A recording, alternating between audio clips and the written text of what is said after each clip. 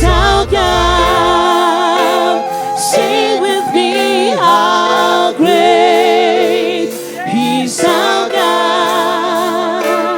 Oh, we sing, how great He's our God. Oh, how great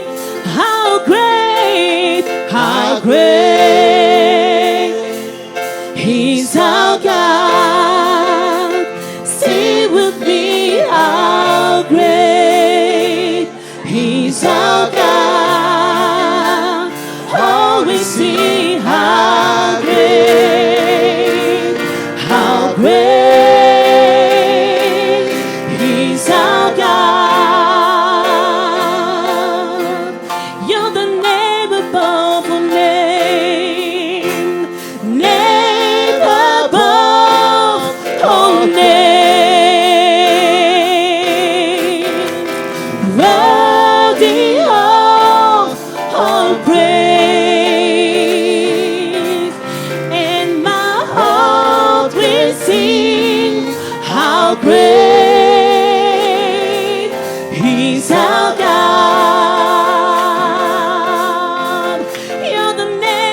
You're the name, oh, name above all name, worthy of all les jours.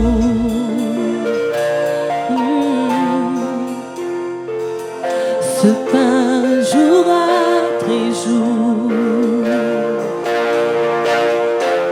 C'est ta parole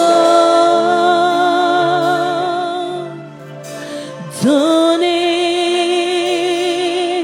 pour moi. Et moi,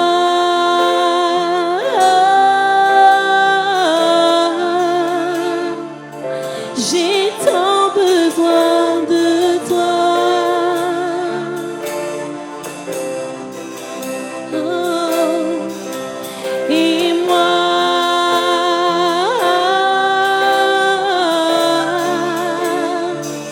je suis perdue sans toi. Et moi, et moi, et moi,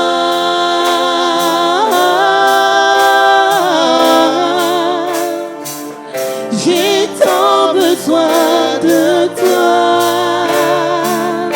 Oh, et moi,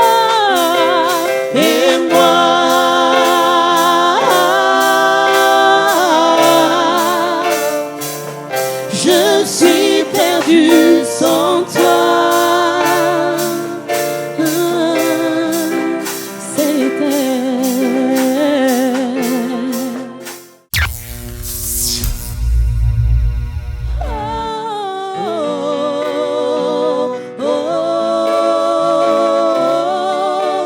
Mon cœur chante.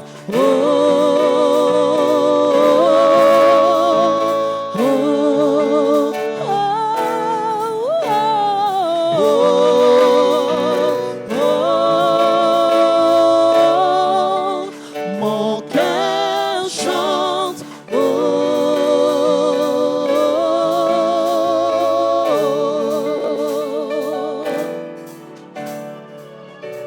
Comment pourrais-je décrire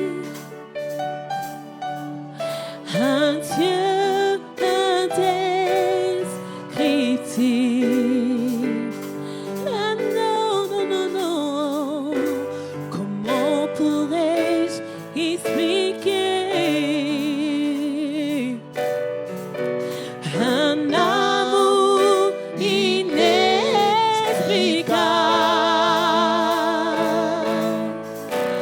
Oh, je suis à court de mots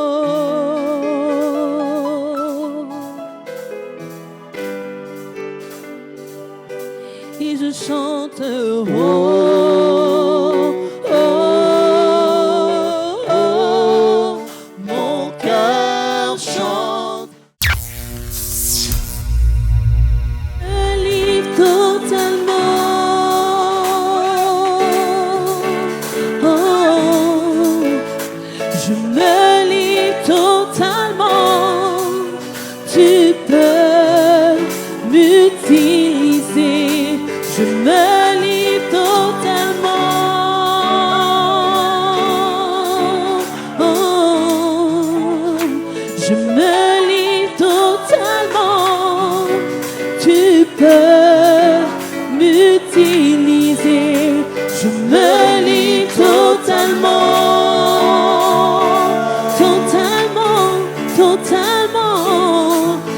me livre totalement.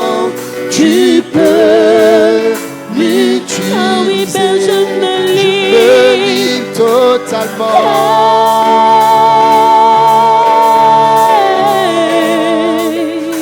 Je me livre totalement. Tu peux m'utiliser. Oui, je me livre totalement.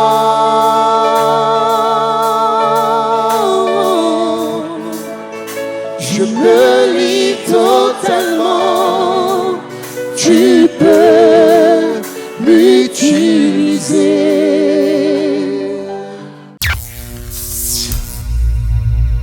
Oh, je m'abandonne à toi. Prends ma vie, Seigneur, prends-la.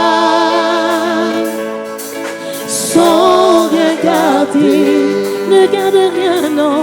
Sans regarder, Oh, sans regarder. Ah non, non, non, sans non, regarder. I surrender all to you. Everything I give to you. Withholding nothing, withholding nothing. I surrender all to you. Everything I give to you.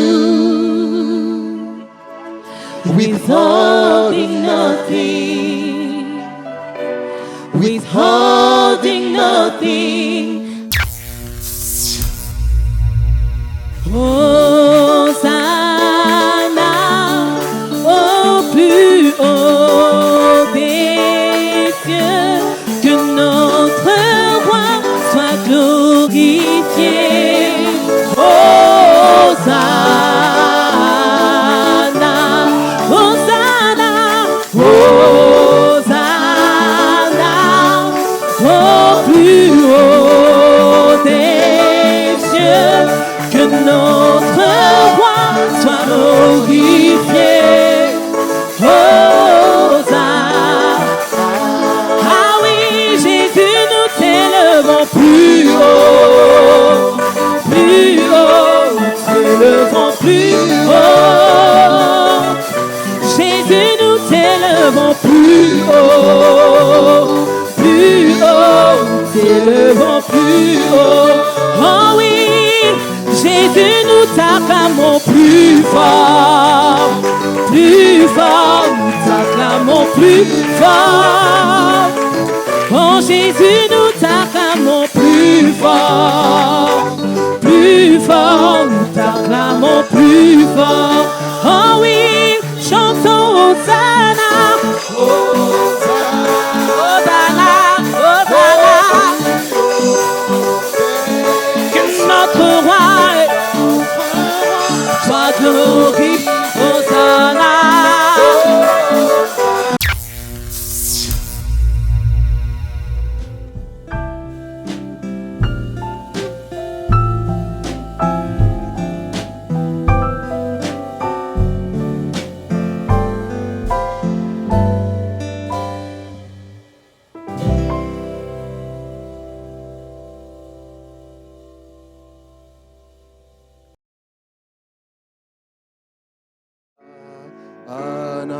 Que Dieu soit béni. Amen. Je vous salue tous dans le précieux nom de Jésus-Christ. J'espère que vous vous portez bien. Moi, j'étais un peu malade jusqu'à ce matin, mais je pense que Dieu m'a guéri. Amen. Que Dieu soit béni. Je ne serai pas long, le temps il est parti. Nous avons commencé, le Seigneur a permis à ce que nous puissions partager un thème le mardi dernier sur porter les fruits. Amen. Ceux qui étaient là, j'espère que Dieu nous avait bénis. Amen. Et il a plu au Seigneur ce matin que nous puissions continuer dans cet élan. Donc nous parlerons bien évidemment de porter des fruits. Et le sous-thème, je l'intitule les dons. D-O-N. Amen. Le don.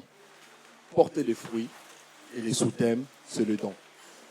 On va s'appuyer sur un verset biblique. On n'a pas beaucoup de temps. Je donnerai des références. Et si on croit que cette parole vient vraiment de Dieu, on notera les références et on méditera à la maison. On s'appropriera de la parole. Amen. Genèse chapitre 1er, versets 11 à 13. Genèse, j'aime beaucoup ces livres. Chapitre 1er, verset 11 au verset 13. Si vous trouvez, vous me faites signe et nous allons lire ensemble. Tu peux m'accompagner, un frère, s'il tu peux m'accompagner, s'il te plaît. Genèse chapitre 1, verset 11 jusqu'au verset 13. Vous avez trouvé? Genèse, c'est le premier livre de la Bible. On va lire 1, 2, 3. Puis Dieu dit que la terre produise de la verdure, de l'herbe à grains, des arbres fruitiers, qui donnent du fruit selon leur espèce et qui contiennent leurs semences sur la terre. Et cela s'est passé ainsi. Le verset 12. La terre produisit de la verdure, de l'herbe à grains selon leur espèce et des arbres qui donnent du fruit et contiennent leurs semences selon leur espèce. Dieu vit que cela était bon. Il y eut un soir et il y eut un matin. Ce fut le 3e jour. Dieu permettant, nous parlerons un jour sur ce que nous enseigne le jour de la création. Voilà que le 3e jour, Dieu va décider à ce que la végétation puisse apparaître sur la terre. Et comme vous le savez, ou si peut-être vous ne le savez pas, je suis aussi là ce matin pour vous informer. Dieu va s'appuyer sur sa parole pour créer des choses. Dieu va s'appuyer sur sa parole pour pouvoir amener à l'existence des choses qui n'existaient point. Amen. La Bible dit dans le livre des Hébreux que notre Dieu est celui qui soutient toutes choses par sa parole puissante. Et nous avons donc parlé le mardi de porter des fruits. Juste un petit résumé pour ceux qui n'étaient pas là. Nous avons dit que pour qu'une vie réussisse, cette vie doit être impérativement orientée vers un but. Amen. Je changerai peut-être les mots parce que ça c'est ma particularité. Je dirais plutôt c'est la particularité du Saint-Esprit. Mais en réalité, je dirais les mêmes choses. Amen. Donc pour qu'une vie réussisse, nous avons dit que cette vie doit être orientée vers un but. Et nous comprenons d'entrée de jeu, frères et sœurs, que la raison majeure pour laquelle les hommes échouent, ce n'est pas le fait que les hommes n'ont pas de diplôme. Ce n'est pas non plus le fait que les hommes n'ont pas l'argent. Ce n'est pas non plus le fait que les hommes vivent en Europe ou en Afrique, ou en Asie, ou en Australie, ou en Océanie. Et la raison majeure, selon les Écritures, pour lesquelles les hommes échouent dans la vie, c'est tout simplement parce qu'ils n'ont pas de but clairement défini de leur vie. Amen. C'est pour cela que nous avons parlé, frères et sœurs, de porter du fruit. Et un homme de Dieu a dit, un homme finit que par devenir ce que eux sont but. C'est-à-dire que si ton but n'est rien, tu ne seras rien, tu n'auras rien et tu ne deviendras rien. Je veux vraiment nous demander l'attention. Je ne serai pas long. Après, nous allons prier. Amen. Donc, si ton but est rien, tu n'auras rien, tu ne feras rien et tu n'auras rien. Mais si ton but est quelque chose, tu finiras par devenir ce que est ton but. C'est pour cela que nous incitons, frères et sœurs, l'Église, nous incitons, nous qui sommes parents, nous devons inciter nos enfants à avoir des rêves. Nous devons inciter nos enfants à avoir des objectifs dans la vie. Parce que cela va conditionner leur destinée. Cela va conditionner leur destin. Donc si tu es là, peut-être tu as échoué. Peut-être ça peut être dans le ministère. Ça peut être dans ta famille, ça peut être à l'église, je ne sais pas moi où. Peu importe le domaine dans lequel tu te retrouves. Si peut-être hier, parce que je parlerai de l'échec comme étant une conséquence d'hier, mais à partir de ce jour, les choses doivent changer. Et Dieu a décidé que les choses changent dans ta vie. Si seulement, toi aussi, tu rentres dans la décision de Dieu. Alléluia, alléluia, alléluia. La raison majeure pour laquelle les hommes échouent, parce qu'il n'y a pas de but clairement défini. C'est pour cela que nous avons parlé de porter des fruits. Et nous avons dit, frères, que Dieu nous a créés pour un objectif. La Bible nous dit dans le livre des Proverbes au chapitre 16e, le verset 4, que Dieu a tout fait pour un but. Dieu a créé le soleil pour un but. Dieu a créé l'homme que tu es. Dieu m'a créé pour un but. En réalité, tu as bien une fonction à accomplir sur la terre. Tu n'es pas un touriste. Tu n'es pas un homme inutile. Ça, c'est peut-être les dictionnaires des hommes qui disent que tu es inutile, mais aussi par rapport aux fruits que tu portes. Cela démontre aux hommes que tu es inutile, que tu ne sers à rien. Mais pour Dieu qui t'a créé et qui te maintient encore en vie ce matin, Dieu sait, il t'a créé pour un but. Voilà pourquoi tu dois prendre conscience du but pour lequel Dieu t'a créé et révolutionner les cours de ta vie. Alléluia, alléluia. Donc nous avons donc été créés pour un but et pour accomplir parfaitement le but pour lequel Dieu nous a créés. Nous l'avons dit le mardi, nous devons demeurer attachés à Dieu. La Bible nous dit dans le livre de 1 Corinthiens chapitre 6, le verset 17, que celui qui s'attache au Seigneur, celui qui s'attache à Christ est avec lui un seul esprit. Or le Saint-Esprit c'est l'esprit de vie. Or le Saint-Esprit c'est l'esprit de Dieu. Or, le Saint-Esprit, c'est l'Esprit qui accomplit la volonté de Dieu. Alléluia, alléluia, alléluia. Alléluia, alléluia. La première des choses, pour porter des fruits, nous l'avons dit qu'il fallait être attaché à Dieu. Deuxième vérité que nous avons dit, nous avons également dit, nous avons démontré à la lumière de la Bible que Dieu compare les êtres humains aux arbres. Amen. Matthieu chapitre 7, vous lirez à la maison si vous avez le temps. Parce que là, malheureusement, le temps est vraiment parti. Je donnerai des versets. Matthieu chapitre 7, à partir du verset 17 jusqu'au verset 20. Christ dit, tout arbre qui ne porte pas de fruits sera coupé et jeté au feu. On reconnaît un arbre par son fruit. La Bible dit, un bon arbre ne peut pas porter de mauvais fruits. Ni un mauvais arbre ne peut pas porter de bons fruits. Donc, si tu es dans un environnement et nous constatons le fruit que tu portes, et si nous nous disons que ces fruits sont des mauvais fruits, c'est-à-dire tu es véritablement un mauvais arbre.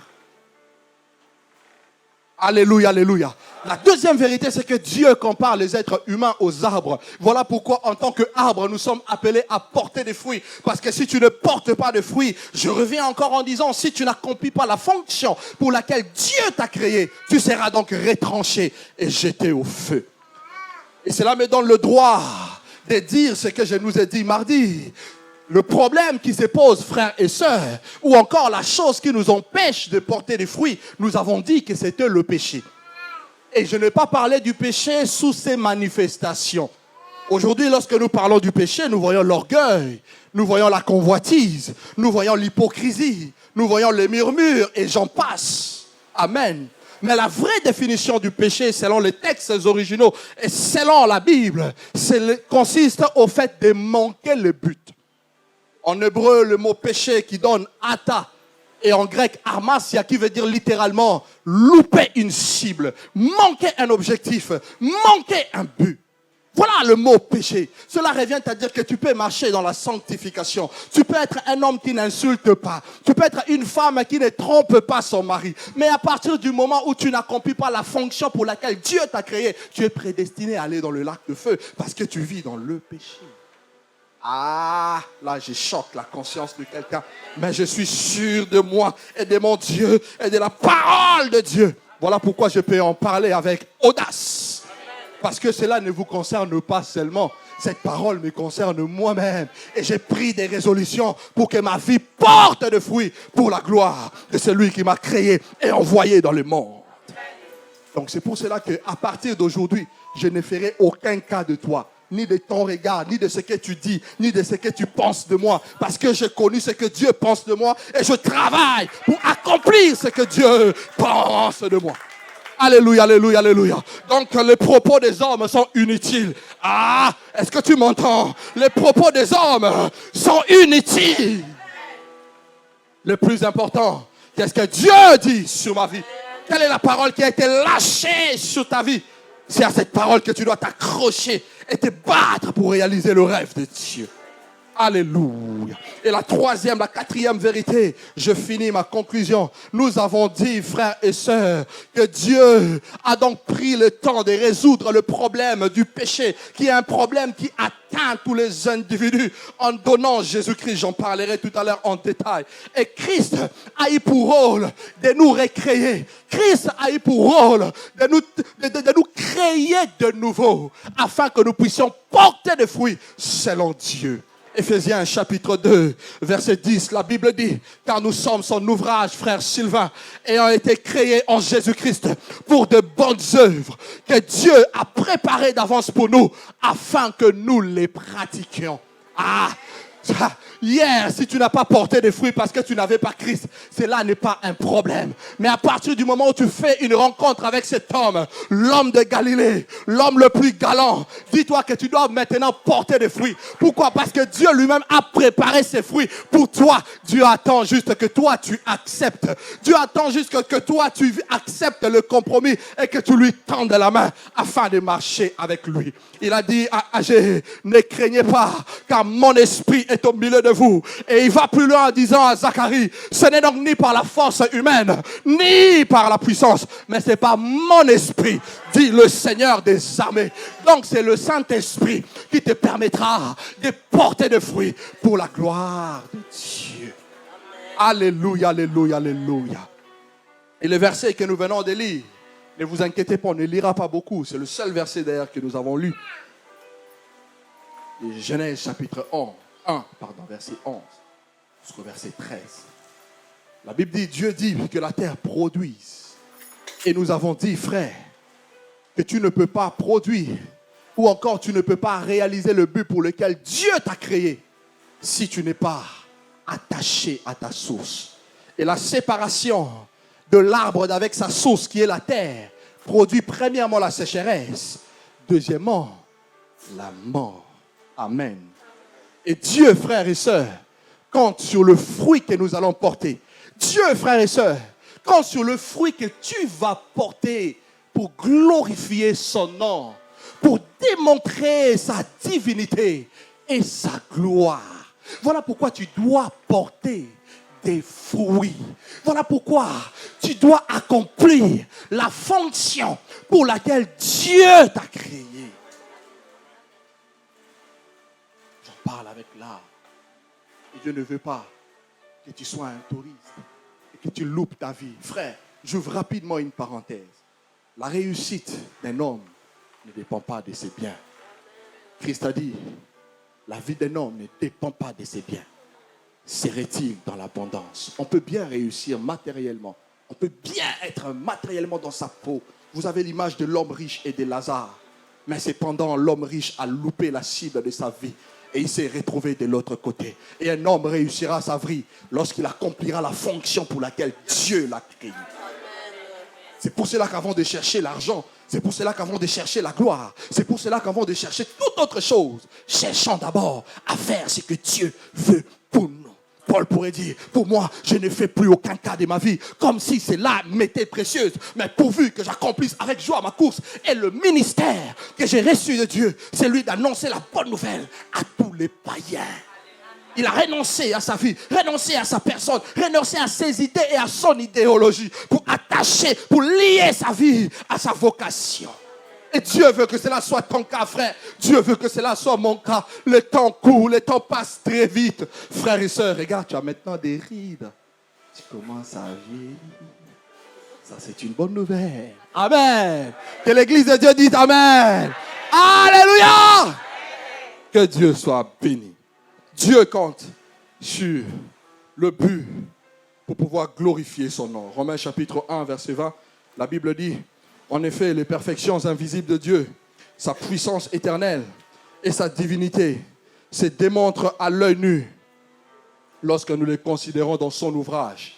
Étant donné que tu es l'ouvrage de Dieu, Dieu veut que sa divinité se démontre au travers des fruits que tu portes. Voilà pourquoi révolutionne ta manière de concevoir ta vie chrétienne. Genèse chapitre 1 verset 11. Dieu dit que la terre produise et la terre va produire des arbres fruitiers. Et deuxièmement, la Bible dit des arbres fruitiers selon leur espèce. N'est-ce pas? Je n'invente rien. Est-ce qu'on est ensemble? Deuxièmement, et que ces arbres contiennent leurs semences selon leurs espèces. Dieu va inverser un peu l'ordre.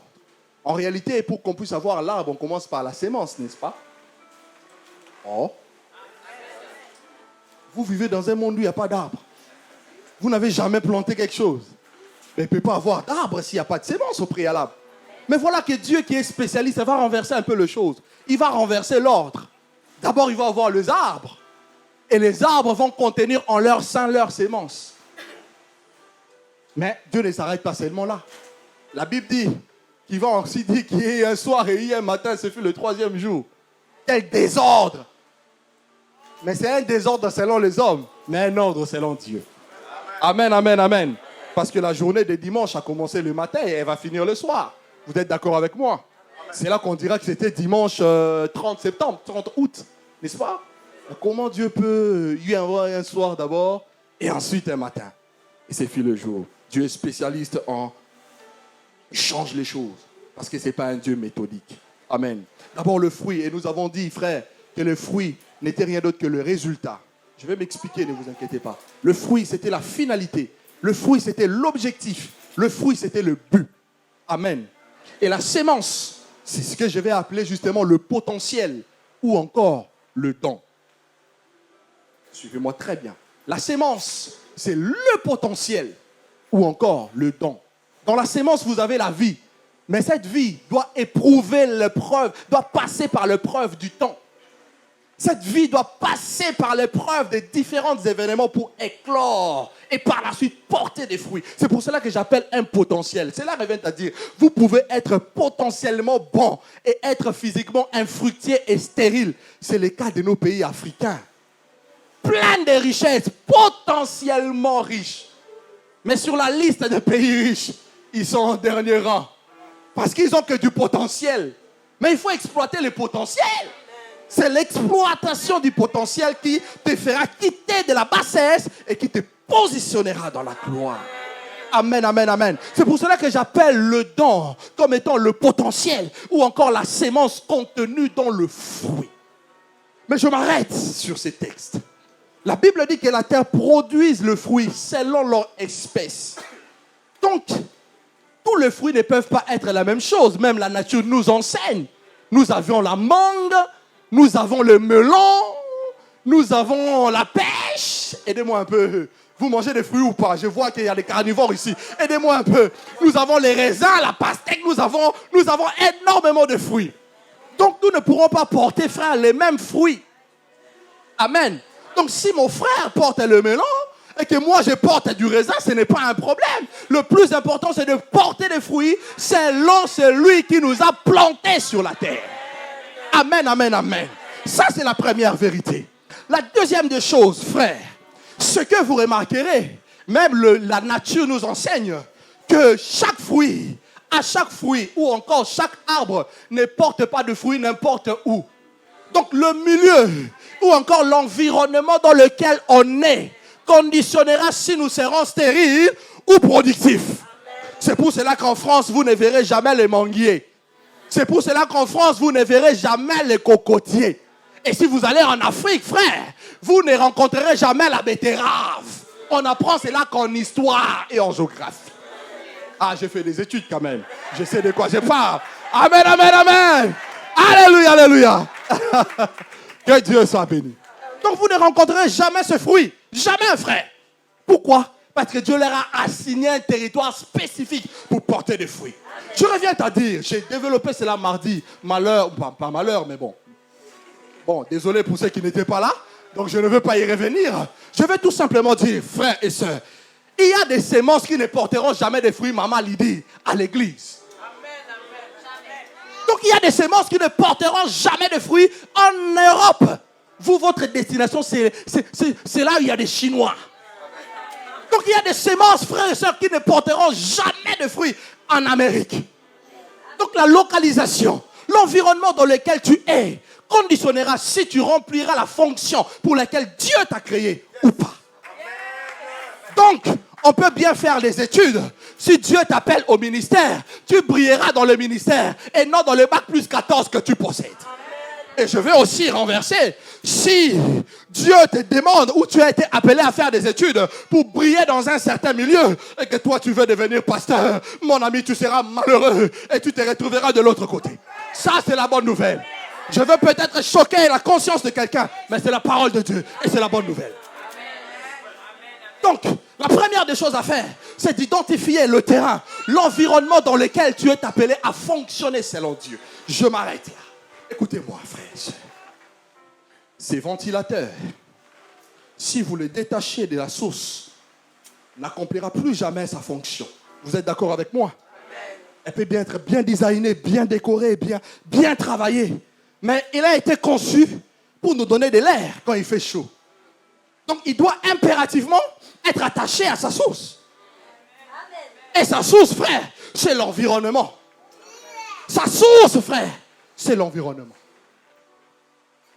Donc tu es appelé à porter des fruits. C'est pour cela que d'autres aussi, Esprit de Dieu, freine un peu. D'autres aussi se retrouvent dans un mariage qui n'est pas le leur. C'est pour cela qu'ils souffrent beaucoup. D'autres aussi ont des fiancés qui ne sont pas le leur ou la leur. C'est pour cela qu'ils le souffrent beaucoup. Et avec ces fiancés-là, tu ne porteras jamais de fruits.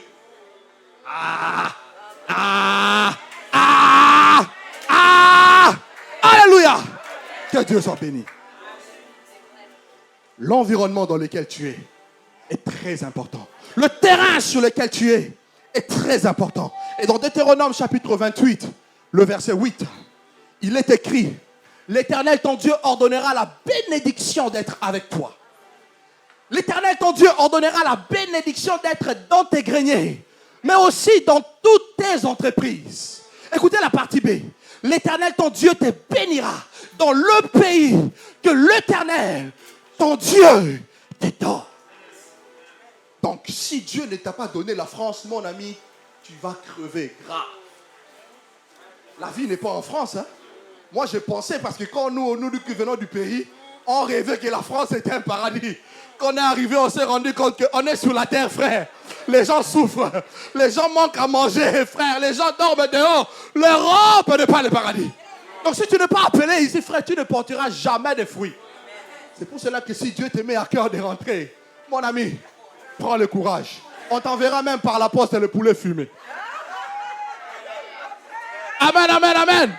Amen, amen, amen. Amen, amen, amen. Que Dieu soit béni. Je n'improvise rien. J'ai dit à Dieu que je suis un instrument entre tes mains. Si tu veux que je prie pour les gens, j'arrêterai, je prierai. Si tu veux que j'excite les gens, je les exciterai. Si tu veux que je leur parle de ta part, je ferai ce que toi, tu me demandes de faire. Et je veux juste nous donner une garantie. Je suis très sensible ce matin à la voix de l'Esprit. Vous pouvez me faire confiance. Amen, amen. Amen, amen, amen. Et la Bible nous dit dans le livre des Psaumes, au chapitre 1er, le verset 1 jusqu'au verset 3, que heureux l'homme qui ne marche pas selon les conseils des méchants, parce que ces hommes-là, on les retrouve dans un certain environnement, fais-le. Heureux l'homme qui ne s'arrête pas sur la voie des pécheurs. Il y a des gens qui vont t'arrêter sur la voie de l'accomplissement du rêve de Dieu. Et heureux l'homme qui ne s'assied pas en compagnie des moqueurs, mais qui trouve son plaisir dans la loi de l'Éternel et qui la médite jour et nuit. Écoutez la conclusion. Il est donc comme un arbre, frère Ribens, planté près d'un courant d'eau. Il donne son fruit en sa saison et dans le feuillage ne flétrit point. Tout ce qu'il fait, fais le bilan maintenant de ta vie. Tout ce qu'il fait, lui réussit. Moi, je peux nous dire la vérité. Ma belle-sœur est là. Tout ce que je fais, je réussis. Elle est là, témoin. Est-ce que je mens? Alléluia, alléluia. Alléluia, alléluia. Parce que je suis dans mon environnement. Parce que Dieu m'a planté dans cette église pour un temps. Tout ce que je ferai, je réussirai. Dis tout ce que tu fais. on s'en moque. Mais un homme que Dieu a établi et élevé, autant marqué par Dieu, il est incontournable. Donc si tu n'es pas de cette église, Dieu va te déraciner. Car il est écrit toutes plantes que mon Père n'a pas plantées, Dieu les déracinera. C'est pour cela que juste une consolation, ne vous étonnez pas de ces gens qui viennent, qui au bout d'un certain temps, malgré les belles prophéties, et ils s'en vont. Ils n'étaient pas des semences propices pour cette résurrection. Dieu les a déracinés. Amen. Amen, amen, amen. Amen. Que Dieu soit béni. Je vais aller vite. Accordez-moi 35 minutes et on va finir. Et aucun homme, frère, ne peut réussir, ou encore aucun but ne peut être réalisé en dehors du don que nous avons reçu de Dieu. C'est pour ça que je parle de la sémence. Aucun homme ne peut réussir dans une vie, que ce soit dans la vie de tous les jours ou dans le ministère, au-delà du don qu'il a reçu de Dieu. C'est impossible. Impossible. Donc tu ne peux pas briller si tu n'exploites pas ce que Dieu t'a donné. Et la Bible nous dit dans le livre de Jean, le chapitre 3e, le verset 27, que l'homme ne peut recevoir que ce qui lui a été donné du ciel. Donc ça ne sert à rien de vouloir me copier. Moi, je ne prie jamais pour être comme le pasteur Douglas. Je sais que je suis particulier. Il n'y a aucun prophète dans ce monde qui m'impressionne, si ce n'est l'homme de Galilée. Pour que je brille comme Dieu le veut, il faut que je sois proche de l'homme de Galilée. Je suis comme une étoile. Pour qu'une étoile brille la nuit, elle doit être proche du soleil. Donc je n'ai pas besoin que tu me compares à... Parce que je ne suis pas lui. Et lui non plus n'est pas moi. Amen, amen. Alors, qu'avons-nous reçu de la part de Dieu? Je parle du don. Nous avons reçu quoi? Le don.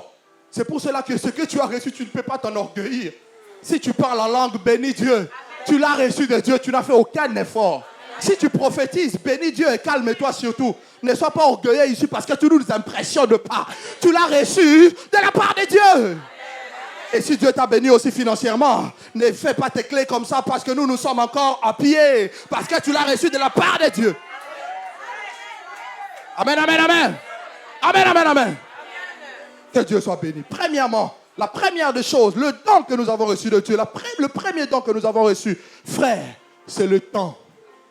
Notez-le très bien, notons-le, notons-le. Le premier don que nous avons reçu de Dieu, frère, c'est le temps. Et le temps, je l'ai défini, frère, comme étant une parenthèse ou encore des limites que Dieu s'est fixées dans l'éternité. Et c'est dans le temps que Dieu va placer les humains. C'est dans le temps que Dieu va placer les hommes, toi et moi. C'est pour cela que si Moïse était éternel, Dieu les laisserait encore. Mais la fonction de Moïse est arrivée à son terme. Parce que son temps était arrivé à son terme. Dieu l'a retiré. Et au temps dans lequel nous vivons, dans cette parenthèse de l'éternité actuelle, Dieu a planté mon frère Sylvain. C'est pour cela qu'il faut que tu portes du fruit. Amen, amen, amen. Le temps. 3 vérités sur le temps. La première des choses, frère, c'est que Dieu est le maître des temps. Ça, c'est la bonne nouvelle. La Bible dit dans Ecclésiaste qu'il y a un temps pour toutes choses. Ecclésiaste chapitre 3. Deuxième vérité que nous devons savoir du temps, frère, c'est que Dieu ne fait pas des favoris dans la répartition du temps. Que tu sois blanc, que tu sois noir, que tu aies un compte bombé d'argent ou que tu sois pauvre, misérable, Dieu nous donne tous 24 heures. Que tu sois François Hollande ou pas, que tu sois un misérable, je ne sais pas moi dans quel coin de l'humanité, Dieu nous a tous donné 24 heures. Mais pourquoi les uns réussissent ou encore pourquoi les uns accomplissent parfaitement la fonction pour laquelle Dieu les a créés et les autres non? La différence, frère, c'est au niveau de notre gestion du temps. La différence, c'est au niveau de notre management du temps. Comment gères-tu ton temps? Comment je gère mon temps? Voilà ce qui fait la différence. Hollande n'est pas mieux que nous, mais il sait gérer son temps. Et moi, je regarde un peu les reportages de politique. Ce monsieur n'a pas le temps. Quand même, ses ministres lui parlent. Il est là, il écoute. Ok. Bon, on fait comme ça. Appelle-lui, qui fait ça. Ok, c'est bon. Et il s'en va. Il n'a pas le temps pour les palabres. Parce qu'il sait qu'est-ce qu'il doit faire. Dans le temps qui lui a été donné. Dans le mandat qui lui a été donné. Même les païens nous enseignent. La deuxième vérité, frère, concernant le temps, c'est que le temps est un don de Dieu, certes. Il est précieux, mais en même temps, il est périssable. Pourquoi périssable? Parce que lorsqu'il est perdu à jamais. On ne les récupérera plus jamais. Donc c'est pour cela que tu dois porter des fruits en ton temps. Le temps que Dieu nous a donné, porter des fruits. Et un homme de Dieu a dit que que l'homme rencontre le temps 2 fois. La première fois, lorsqu'il le vit, comme là on est en train de vivre, il est midi 4 par là. Plus jamais nous revivrons midi 4, le midi 4 du 30 septembre, du 30 août. Plus jamais nous le revivrons. L'homme rencontre le temps 2 fois. Premièrement, lorsqu'il le vit. Deuxièmement, devant Dieu, pour en rendre compte. Car il est dit que nous devons tous comparaître devant Dieu. Et chacun de nous rendra compte selon le bien ou le mal qu'il aurait fait sur la terre. Le temps est périssable, frère. C'est pour cela que Dieu veut que nous puissions bien exploiter notre temps pour accomplir la fonction pour laquelle il nous a créés. Est-ce que je me fais comprendre? C'est pour cela que nous devons bien utiliser notre temps, frère, pour accomplir la fonction pour laquelle Dieu nous a créés. Tu dois apprendre à investir ton temps sur l'essentiel de ta vie. Arrête un peu les palabres. Ah, moi j'ai dit non, ma vie au 1er janvier ne doit pas se ressembler au 31 décembre. Et d'ailleurs, une bonne nouvelle, les bien-aimés qui sont proches de moi, je leur parle souvent en termes de miracles. Je suis en train de vivre des miracles de la part de l'Éternel. J'ai demandé 10 miracles en 2015. J'en suis déjà au 6e. Pour dire que ma vie n'est pas la même qu'au mois de janvier. Il y a une évolution, il y a un changement. Et je ne me compare à personne. Mon unité de mesure, c'est Dieu et le Saint-Esprit. Troisième vérité, frère, sur le temps, c'est que le temps, frère, est court et qu'il passe très vite. Donc, si tu comprends que le temps est court et qu'il passe très vite, ne permet plus à personne de te voler ton temps. Et ne permet à rien de te voler ton temps. Ni au téléphone, ni Facebook.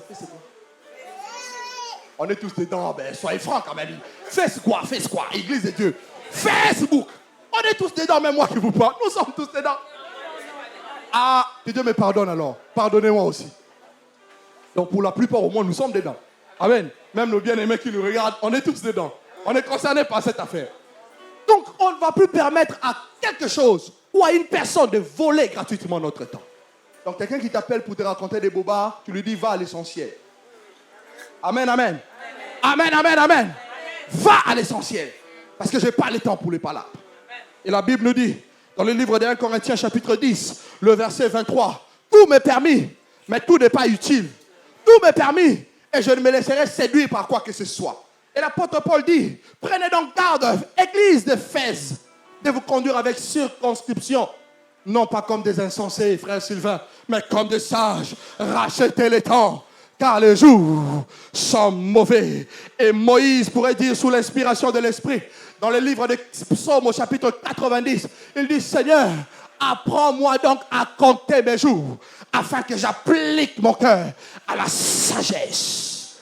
Psaume chapitre 90, le verset 12. La deuxième des choses que nous avons reçues de Dieu, frère, c'est Jésus-Christ.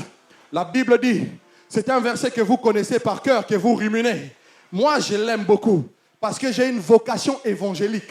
La Bible dit que Dieu a tant aimé le monde qu'il a donné son Fils unique Jésus-Christ afin que quiconque croit en Jésus ne périsse point, mais qu'il reçoive de la part de Dieu la vie éternelle. Donc Jésus-Christ est aussi le don, frère, que nous avons reçu de Dieu. Et ce verset que je nous ai donné, Jean chapitre 3, verset 16, ce verset nous montre l'utilité du don qui est Jésus-Christ. La première des choses, que Jésus doit délivrer les hommes de ce qu'on appelle le péché. Or, vous avez compris que le péché n'est pas seulement la masturbation. On est bien d'accord, là on a compris. Le péché n'est pas seulement le vol. Le péché n'est pas seulement l'avortement. Ça, ce sont les manifestations du péché. Mais la vraie définition du péché, c'est de manquer les cibles. Manquer le but et l'objectif. Donc, Jésus est venu pour délivrer les hommes de l'oisivité, pour que nous ne manquions plus d'objectifs. Donc, Jésus est venu pour nous délivrer de la puissance du péché. 1 Corinthiens chapitre 7, verset 23, l'apôtre Paul dit, vous avez donc été rachetés à un grand prix et ne devenez pas esclaves des hommes. Deuxième raison pour laquelle Christ est venu. Jésus est venu pour nous délivrer, frère, du péché. Il est venu nous délivrer du péché comme étant état et de ses manifestations qui nous empêchent d'être fonctionnels. Jean chapitre 1, verset 29, il est écrit, Voici donc l'agneau de Dieu qui enlève le péché du monde. Donc toute la fois que tu pêches, frère, tu te détaches de ta source. Par conséquent, tu t'éloignes de ta cible. Par conséquent, tu t'éloignes de ton objectif. Voilà pourquoi le don de Jésus, Jésus comme don nous a été donné pour que nous soyons délivrés de la force du péché et affranchis de la puissance de la mort. La troisième raison pour laquelle Jésus-Christ est venu, c'était pour nous recréer en Dieu, afin que nous portions davantage de fruits pour la gloire de Dieu. 2 Corinthiens chapitre 5, verset 17 au verset 20. La Bible dit, si quelqu'un est en Christ, il est donc une nouvelle création. Les choses anciennes sont passées, et voici, toutes choses sont devenues nouvelles. Aide-moi un peu, mon frère, un peu. Monte encore. Toutes choses sont devenues nouvelles. Et l'apôtre dit que tout cela vient de Dieu, qui nous a réconciliés avec lui-même, n'imputant pas aux hommes leurs offenses, et qui nous a donné aussi le ministère de la réconciliation. C'est la raison pour laquelle nous faisons donc les fonctions, j'aime cette parole, d'ambassadeurs de Christ, comme si Christ exhortait par nous. Et nous vous en supplions, au nom de Jésus-Christ, soyez réconciliés avec Dieu. Il dit parce que nous avons été recréés en Dieu. Dieu maintenant nous a rendus fonctionnels. Or, notre fonction, c'est de réconcilier les hommes avec Dieu au travers des fruits que nous portons. Amen. Amen. Amen. Le troisième don que nous avons reçu de Dieu, je vais vite parce que je vais aller à l'essentiel. Et à midi 30, on doit finir pour prier un peu. Amen. Troisième chose que nous avons reçue de Dieu, c'est le Saint-Esprit.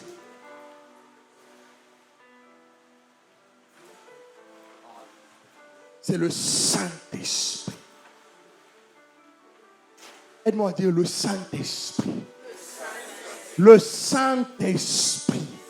Nous avons reçu le Saint-Esprit de la part de Dieu. La bonne nouvelle, si tu l'as réussi, et la mauvaise nouvelle, si tu es là et tu ne l'as pas réussi, c'est que le Saint-Esprit est un don qui choisit les gens.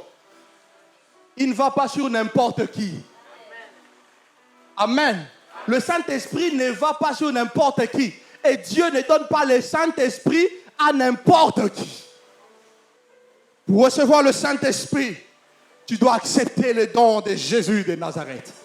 Il est écrit dans le livre d'Éphésiens, chapitre 1er, le verset 13, que vous aussi, après avoir entendu l'évangile du salut, vous avez cru et vous avez été marqués du Saint-Esprit, lequel est un gage pour la rédemption que Dieu s'est acquis à la louange de sa grâce. Et l'apôtre Paul, prêchant le don de Jésus aux Israélites, l'apôtre Pierre, il va démontrer à la lumière des Écritures que Jésus-Christ était bien ressuscité des morts par la puissance de Dieu. Et les hommes qui l'écoutaient étaient tellement persuadés, tellement touchés, et leur cœur était déchiré. Il leur pose la question, hommes frères, que devons-nous faire? L'apôtre Pierre dit, frères, répentez-vous donc et convertissez-vous afin que vos péchés soient pardonnés et vous recevrez le don du Saint-Esprit. Car la promesse est pour vous, la promesse est pour vos enfants et pour tous ceux qui sont au loin, que l'Éternel Dieu les appellera. Actes des Apôtres, chapitre 2, verset 38 au verset 39. Donc le Saint-Esprit est un don particulier de Dieu. Et Dieu le donne particulièrement à l'Église. Si tu es là et tu as donné ton cœur à Jésus, sincèrement, Dieu t'a donné le don du Saint-Esprit. Et l'Esprit de Dieu vit en toi. Tu n'as pas besoin de sensations particulières. Tu as besoin juste de croire qu'il est là. La preuve que l'Esprit vit en toi. Toutes les fois que tu fais un mal, la parole de Dieu retentit dans ton cœur comme un marteau. Ça, c'est les œuvres du Saint-Esprit. Et pourquoi l'Esprit nous a été donné? L'Esprit nous a été donné, frère, pour neutraliser la force du péché, afin d'orienter notre vie vers le but de Dieu. Ça, c'est la première des choses. La deuxième des choses, le Saint-Esprit nous a été donné pour nous apporter la vie de Dieu. La vérité. Ne soyons pas dans la distraction, s'il vous plaît. La sanctification. l'amour, la joie, la bonté, la grâce de Dieu. Voilà pourquoi le Saint-Esprit nous a été donné pour nous apporter la vie de Dieu, le pardon. Quand bien même un homme peut blesser ton cœur, l'Esprit te rendra capable de libérer les pardons. Voilà pourquoi le Saint-Esprit nous a été donné. Il nous a été donné aussi pour nous apporter la restauration. Parce que tu ne peux pas porter des fruits si tu es blessé. Ce n'est pas possible. Le Saint-Esprit nous a été donné pour nous communiquer les choses de Dieu, mais aussi pour nous aider à découvrir les dons que Dieu a plantés en nous. Pour nous aider à découvrir la sémence que Dieu a plantée dans notre cœur. La Bible dit, dans le livre de 1 Corinthiens au chapitre 2, le verset 10 jusqu'au verset 12, la Bible dit que le Saint-Esprit sonde les profondeurs de la divinité. Et nous n'avons pas reçu l'esprit du monde, mais nous avons reçu l'Esprit de Dieu, afin que nous ayons la connaissance des choses que Dieu nous a données par sa grâce. Car lequel des hommes connaît les choses de l'homme, sinon l'esprit de l'homme qui est en lui? De même, personne ne connaît les choses de Dieu, si ce n'est le Saint-Esprit. Voilà pourquoi le Saint-Esprit nous a été donné comme don de Dieu pour découvrir les semences que Dieu a plantées en nous. Je finis par là. Le quatrième don que nous avons reçu de Dieu, c'est ce que j'appellerais le don naturel ou encore le talent. Le quatrième don que nous avons reçu de Dieu, c'est le don naturel ou encore le talent. Et chaque être humain qui vit sur la terre, je l'ai dit au début, chaque être humain qui vit sur la terre, Dieu a planté en lui quelque chose de naturel. Dieu a planté en lui quelque chose que j'appelle le don. Et c'est sur ces dons que Dieu compte pour que cet homme réussisse, pour que cet homme porte de fruits, pour que cet homme brille. Regardez l'histoire de Lionel Messi. Si ses parents lui avaient dit, toi, tu dois devenir médecin, tu dois être un grand médecin du monde, vous vous en rendez compte de tous les milliards qu'on allait perdre, que les associations allaient perdre. Mais non, je vous dis la vérité, que les associations allaient perdre. Au travers de ces associations, des hommes intelligents, des éminents sortent. Parce que cet homme a découvert le don qu'il a reçu de Dieu et il l'a exploité. Frère, malheureusement, je ne suis pas Dieu pour dire sur quelle source il s'est basé pour exploiter son don. Seul Dieu le sait. Mais de ce que nous voyons, du fruit qu'il porte, c'est qu'il a exploité ce qu'il avait reçu de Dieu. Amen, amen, amen. Donc on n'est pas ici pour dire que lui là, il a touché. Parce que nous les chrétiens, on a du mal avec les richesses. On dit que Dieu est plus grand que Satan, parce que la Bible dit, petits enfants, ne craignez point, car celui qui est en vous est plus grand que celui qui est dans le monde. Mais lorsque Dieu bénit, on dit non, lui il a touché. Donc Satan est plus grand que Dieu? Oh, parlons clair, parlons clair. Oh, parlons clair. Donc Satan est plus grand que Dieu? Pourquoi on a du mal? Et j'aime bien ce que le prophète Francis Ngannou aime dire. Les hommes aiment bien l'argent, nous les chrétiens, on aime bien avoir de l'argent, mais on n'aime pas qu'on en parle. Ah! Amen, amen, amen. Il faut que nous soyons délivrés. Notre Dieu bénit aussi. Notre Dieu enrichit aussi. Notre Dieu élève aussi. C'est pour cela que ce matin, j'ai été mandaté comme une voix portant la parole de Dieu pour te dire que ta destinée peut changer. Amen, amen, amen. Que Dieu soit béni. Le don naturel. Et nous allons définir quelques vérités rapidement sur le don. Et nous allons prier. Je l'ai défini comme étant le potentiel, la sémence de chaque fruit. Donc aucun but, aucune fonction ne peut être accomplie dans ce monde si, au préalable, on n'exploite pas le potentiel que Dieu a mis en nous. La première vérité, c'est que la raison majeure pour laquelle les hommes échouent, je l'ai dit au début, Parce que les hommes sont ignorants de ce que Dieu a mis en eux. C'est aussi pour ça qu'il y a beaucoup de jalousie. Amen. Amen. Encouragez-moi au moins. Amen. C'est pour cela qu'il y a beaucoup de jalousie, frère. Et la Bible dit, c'est un verset que tu cites tous les jours, dans Osée chapitre 4, verset 6, que mon peuple est détruit parce que lui manque la connaissance.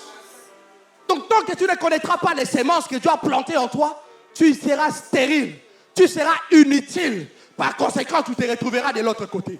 Mais Dieu veut que ça change. Voilà pourquoi il m'a envoyé. Amen. Découvrir le don que Dieu a mis en nous. Tu es peut-être là, tu joues bien, tu parles bien, tu as de l'éloquence, c'est un don, frère. N'attends pas seulement venir parler en langue ici, c'est un don, l'éloquence. Et l'apôtre Paul s'est senti frustré face à l'apostolat de Barnabas à cause non de la puissance, mais de l'éloquence. Et il va dire non, la parole de Dieu ne consiste pas seulement en parole, mais en puissance. En réalité, elle était un peu... Amen, amen. Donc c'est un don de Dieu. Tu apprends facilement peut-être. Mais frère, c'est un don. N'attends pas de devenir pasteur à l'église pour porter des fruits. Tu joues bien au football. C'est un don, frère. Tu es sportif. C'est un don. Tu es appelé à bâtir des entreprises. C'est un don. Donc on va limiter le nombre de faux appelés, des faux pasteurs, des faux prophètes au nom de Jésus. En enseignant la parole de Dieu correctement. Donc, en prêchant ici, on ne veut pas faire de vous des pasteurs. On veut que vous rentrez dans votre destinée. Amen. Amen. Amen. Et quelqu'un me donne un amen bien. Que Dieu soit béni. Les sœurs, applaudissez pour vous-même. Que Dieu soit béni. Deuxième des choses, une fois que l'on découvre le don que Dieu a placé en nous, il faut le mettre au service des autres. 1 Pierre chapitre 4 verset 10, il est écrit, comme des dispensateurs de nouvelles grâces, que chacun de vous mette au service des autres le don qu'il a reçu de Dieu. Et je l'ai démontré mardi en disant, quand un arbre porte de fruits, ces fruits-là n'est pas pour cet arbre même. C'est pour les passants. Cette mangue-là, elle est mûre. Hein? Toi là, je vais revenir demain. Si quelqu'un te touche, tu seras maudit. Le fruit, c'est pour les autres. Donc, les dons que Dieu t'a donnés, c'est pour ça que tu comprends que parce que toi, tu es entrepreneur et tes frères ne font rien, Dieu t'a donné non pas seulement le don de leur parler, mais aussi le don de leur soutenir dans leur vocation pour qu'ils rentrent dans leur appel. Pourquoi toute la charge de ma famille repose sur moi? Mais oui, parce que tu dois mettre au service des autres le don que tu as reçu. Donc, l'argent que tu as dans ton compte, c'est pas à toi. Voilà la vérité. Oh, ce n'est pas à toi, frère. C'est pour moi, c'est pour mon frère, c'est pour ma soeur, au nom de Jésus. C'est pour cela qu'à l'église primitive, il n'y avait pas de pauvres. Il n'y avait pas de pauvres. Ils mettaient tous aux pieds des apôtres. Et la répartition était équitable. Je peux enseigner encore. Quelques vérités, frères, sur le don. Premièrement, je l'ai dit, tout être humain possède au moins un don de la part de Dieu. Matthieu chapitre 25, le verset 29, la Bible dit, ôtez-lui le talent qu'il a reçu de Dieu. Parce qu'on donnera à celui qui a, et il sera dans l'abondance. Mais celui qui n'a pas, on ôtera même ce qu'il croit avoir. Ça rend l'affaire du don et de la fonction à accomplir très sérieux. Donc tu ne pourras pas dire à Dieu à la fin des temps, donc moi, c'est normal, j'ai loupé ma vie parce que tu ne m'avais rien donné. Non, Dieu a donné au moins à chaque homme un don. Mais selon aussi nos capacités, parce qu'on n'a pas les mêmes capacités. Amen. Ça, c'est la première des choses. La deuxième des choses, supportez mon temps vers la fin. Je vous ai demandé 1 heure, non? J'ai commencé à 11h30. Mon temps vers la fin, ne vous inquiétez pas. La deuxième des choses est que notre savoir-faire naturel et notre habileté traduisent généralement le don que nous avons reçu de Dieu. Il y a certaines personnes qui sont manuellement très forts. Ils n'ont pas fait l'école, tout ça, machin, c'est pas leur problème. Mais tu lui amènes une voiture, Papa Samuel, il te les répare, il te la répare. Bien comme il faut. Mais ça, c'est un don. N'entends pas de devenir, de prendre la place de Carlos Ghosn, le PDG de Renault, pour briller. Commence déjà à exploiter le don que tu as reçu. D'autres ont une facilité d'apprendre. Aller pourtant à l'école. Avec humilité, je vais donner un exemple. Ça, c'est peut-être notre cas dans la famille. Dieu nous a quand même fait cette grâce-là. Et par la grâce de Dieu, nous sommes tous les diplômés. C'est l'idée, est-ce que je mens? On a des docteurs, on a des médecins, on a des ingénieurs, moi-même qui vous parle. Ah! On n'a pas raté notre vie, frère. On ne sert pas Dieu parce qu'on a raté notre vie. On sert Dieu parce que Dieu a planté sa semence en nous. Je n'avais jamais rêvé de devenir pasteur. Dieu m'a saisi sur mon parcours. Voilà pourquoi je le sers avec passion. Et je n'attends pas que tu me donnes ton offrande. Parce que Dieu me récompensera. C'est ta grâce qui me sauve. C'est ta grâce qui me sauve. C'est ta grâce qui me sauve. C'est ta grâce qui me sauve. Et elle me suffit aussi.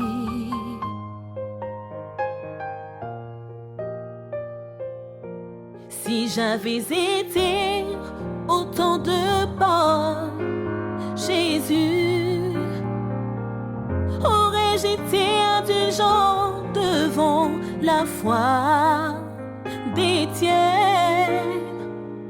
Ne l'aurais-je pas lapidé comme les autres? Je ne sais pas. Si j'avais été